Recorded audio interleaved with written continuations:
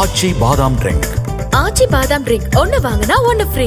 மதுரையில் நடைபெறவுள்ள முருக பக்தர்கள் மாநாடு நிச்சயம் வெற்றி பெறும் என பாஜக மாநில தலைவர் நயினார் நாகேந்திரன் தெரிவித்துள்ளார்.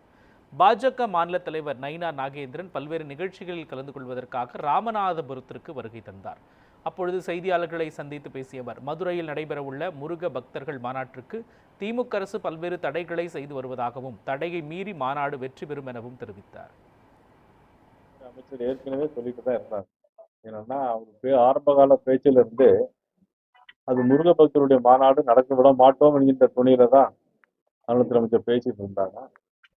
அது எங்களுக்கு தெரியும் அதை பற்றியும். ஆனா அவங்க கொடுத்திருக்க கோரிக்கை என்னன்னா, காவல்துறை ஒலிபெருக்கி பயன்படுத்தக்கூடாது, அப்படி பல கருத்துக்களை சொல்லியிருக்காரு. ஆனா அந்த இடம் வந்து பொதுவான இடம், ஊரை விட்டு ரொம்ப அவுட்டர் ஏரியாவில் இருக்கக்கூடிய இடம். அந்த இடத்துல யாருக்கும் எந்த விதமான பாதிப்பு இல்லை. முருக பக்தர் மட்டும் கலந்து கொள்ளக்கூடிய அந்த இடத்துல அவங்க வந்து ஒரு பொறாமையில தான் இன்னைக்கு மிகப்பெரிய எழுச்சி வந்துருங்கிற ஒரு எண்ணிக்கையில தான் அவங்க வந்து இன்னைக்கு இது பண்ணிட்டு இருக்காங்க. அது நிச்சயமா நீதிமன்றத்துக்கு போய் நிச்சயமா முருக பக்தருடைய மாநாடு வெற்றிகரமாக மதுரையில் அமைச்சு